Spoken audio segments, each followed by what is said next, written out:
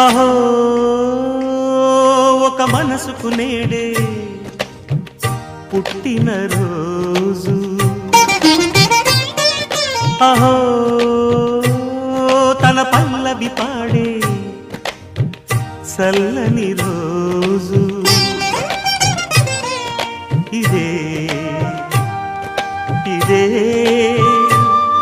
కుహు స్వరాల కానుక, మరో వసంత గీతిక జనించు రోజు.